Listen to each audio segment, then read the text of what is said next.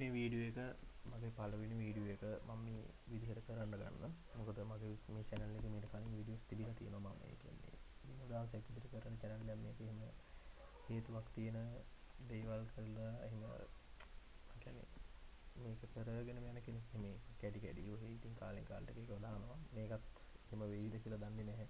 හැබැයි මේ video set එක මම හදන්න පටන් ගන්න හේතු දෙකක් තියෙනවා. එකක් මගේම ප්‍රෝග්‍රස් එක මටම බලා ගන්න පුළුවන් වෙන්න. ඒ කියන්නේ දැන් මම මේ මුලින් හදනකොට මම දැන් ඉන්න තත්ත්වේ ඊට පස්සේ මේ වීඩියෝ එකෙන් ඉස්සරහට හදාගෙන යනකොට මම දියුණු කරගන්න විදිය මට දකින්න ඕනේ.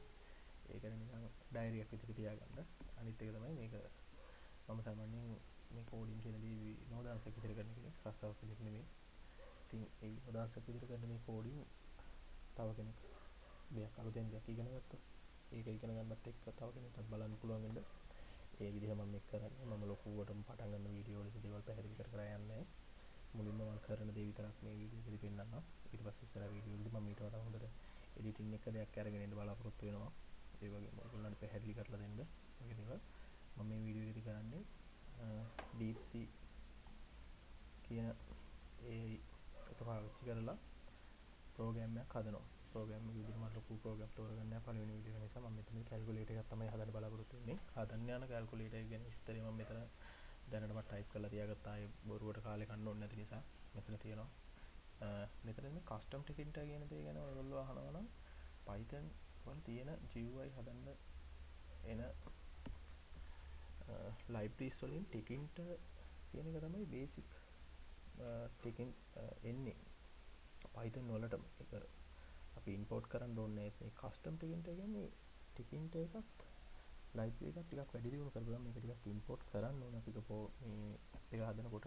ඒක ඔයගොල්ලන්ට මම මේ වීඩියෝ එක කරනකොට පෙන්නන්නම්. ඊට පස්සේ කස්ටම් ටිකින්ටර් කියන්නේ ටිකින්ටර් එක ටිකක් හොඳ මට්ටමේ එකක් කියලා හිතාගන්නකො. අප්ඩේට් වර්ෂන් එක. ඊට පස්සේ බේසික් ගණක යන්ත්‍රයක් හදන්න ඕනේ. මේ මෙතන කීබෝඩ් එකේ ඉලක්කම් පාවිච්චි කරන්න කියන්නේ මේ කීබෝඩ් එකේ පැත්තක තියෙන කැල්කියුලේටර් එකක් වගේ එකක් අපිට තියෙන්නේ.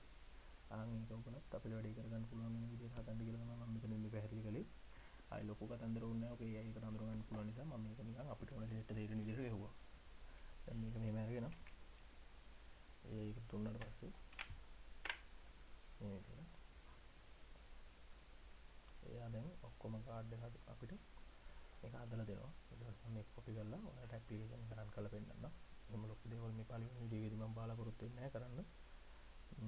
දැනට මේ පොඩි දේවල් ටික විතරක් මේ පළවෙනි වීඩියෝ එකේදී කරලා ඉස්සරහට මීට වඩා දෙයක් මම අරගෙන ඉන්න බලාපොරොත්තු වෙනවා වීඩියෝ වලදී.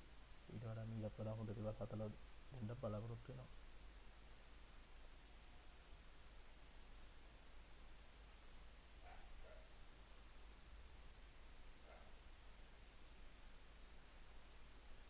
වටේ සද්ද බද්ද ඇහි ඒවා ගැන ගණන් ගන්න එපා. පුළුවන් විදිහට මේක පටන් ගත්තේ මේ වීඩියෝ කරන්න.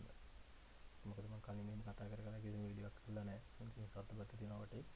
ඒ දේවල් noise cancellation කිසි දෙයක් නැහැ. නිකන් මේ දාගෙන ඉන්න headset එකේ තියෙන mic එකෙන් තමයි මේ කතා කරන්නේ. ඒ නිසා වටේ සද්ද බද්ද ඇහෙනවා, බල්ලෝ බුරන ඇහෙනවා, ගෙදර මිනිස්සු කතා කරනවා ඇහෙනවා. ඒවා ගැන වැඩි හිතන්න එපා.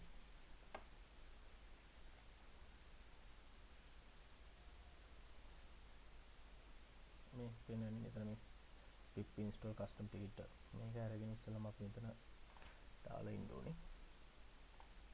ටර්මිනල් එක අරගෙන ටර්මිනල් එක ඉන්ස්ටෝල් වෙන්න දාන්න ඕනේ. අපි ඉන්ස්ටෝල් වෙන අතරතුර මෙතන කෝඩ් එක අපි කොපි කරලා ගමු.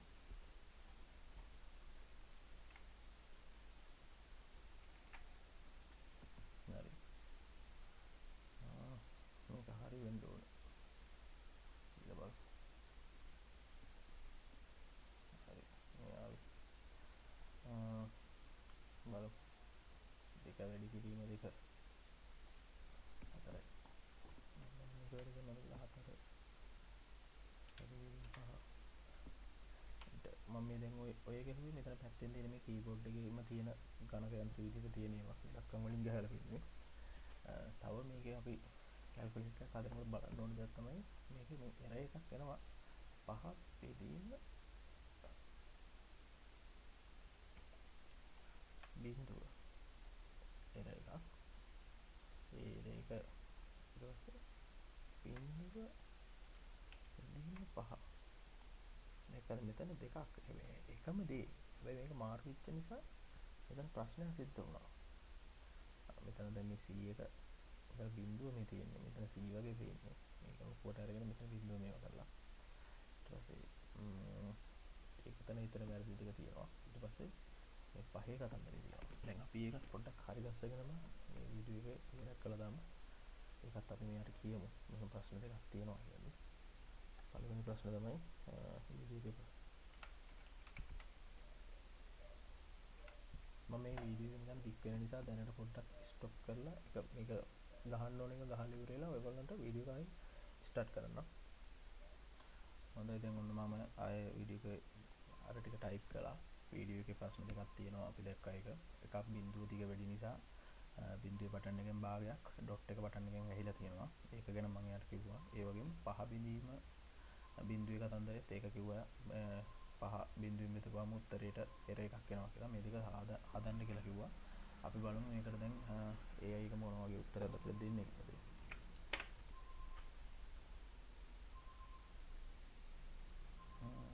පළවෙනි ගැටලුව දෝ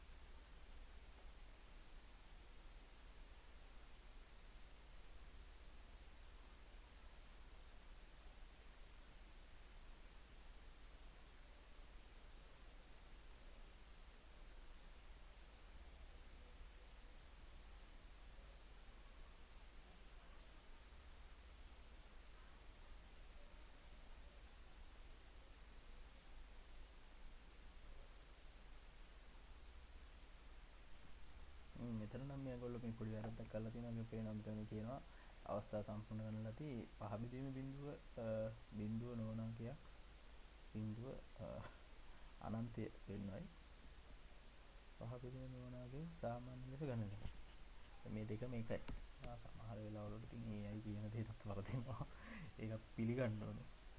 තව දෙයක් කියන්න ඕනේ මම මේ වීඩියෝ වලදී මේ කැමරාවෙන් මාව පේන විදිහට මෙතනදී කියන්නේ මගේ මූණත් හංගන්න නැතුව මේ විදිහට කරන්න හැදුවා උත්සාහ කළාට කැමරාවේ තියෙන මේ වොයිස් එක ඇහෙන ඒක රෙකෝඩින් එක හම්මයක් වෙනවා කීන් ගාලා. ඒ නිසා වැඩේ කරන්න බෑ. ඒ නිසා ඉතින්දී මම කැමරාව කනෙක්ට් කරන එක නවත්තලා දැම්ම. ඉස්සරහට මම හිතනවා හොඳ කැමරාවක් හම්බුනොත් හරි ඒ ප්‍රශ්නෙට මොකක් හරි විසඳුමක් හොයාගත්තොත් හරි මාව පේන විදිහට කරන්න. කියන්නේ මාව පෙන්වන්න ඕනේ කියන දේ නෙමෙයි කියන්නේ. අර මගේ මූණත් හංගන්න නැතුව මීට වඩා හොඳට මට ඔයගොල්ලොත් එක කමියුනිකේට් කරන්න පුළුවන් වෙන වගේම මාව පේන විදිහට හදාගන්න මම බලනවා. දැන් බලමු මොකද වෙන්නේ කියලා. දැන් ඉතින් හාලා තියෙන එක මේ වකුප එකක් වන්නේ බලමු පොඩ්ඩක් හරි ගස්ස ගන්න.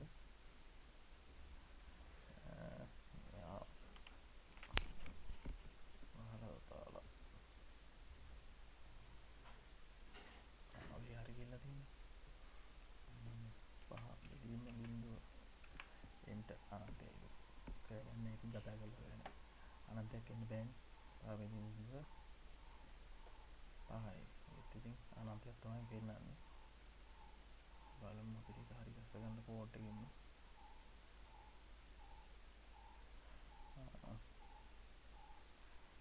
මේක තමයි බිඳු දෙකේ කතාව. බිඳුවයි බිඳු දෙකයි හරිය. ඊට පස්සේ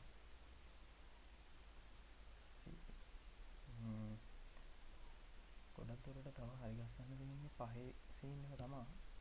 ඒක හැබැයි ඉතින් එක අතකට හරි ගස්සුවා කියලා වැඩකුත් නෑ. මොකද හැබැයි ඉතින් ඒක හැබැයි ඉන්න බලන්න පහේ කතන්දර පැත්තට දාන්නකො 4 බෙදීම බිඳුව දැම්මොත් මොකද වෙන්නේ? ඒත් අනන්තය හරි ගස්සලා තියෙනවා. ඒකට හරිනවක බිඳුවනේ ඉන්න ඕනේ. අනන්තේ ලකුණ තියාගෙන හොයාගත්තා නම් CTI F එකයි වල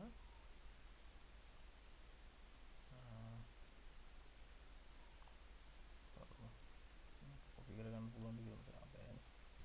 නැත්තම් අතනින් කොපි කරලා ඔය අනන්තේ ලකුණ තියෙන තැන හොයාගෙන ඒක අනන්තේ තියෙන ලකුණ වෙනකොට බිඳුව දාගන්න පුළුවන් අපිට. බලමු. C15 බිඳුවයි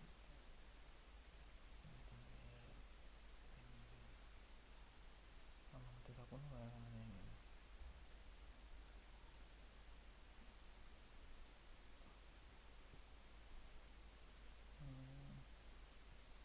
අනන්තේ ලකුණේ ප්‍රශ්නේ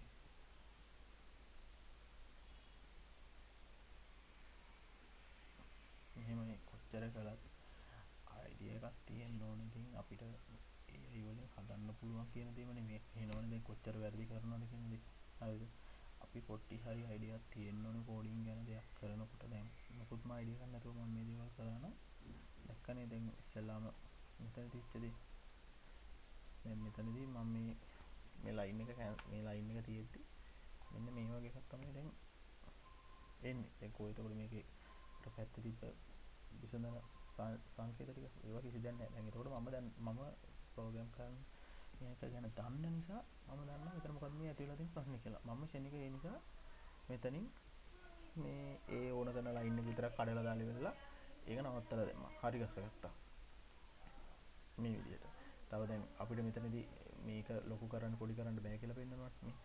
ඒක හරි ගස්ස ගන්න ඔයාලට මෙන්න මේ ලයින් එක කට් කරලා දැම්මම පස්සේ ඒකත් පුළුවන් වෙනවා. මේ විදිහට පේනව නේද?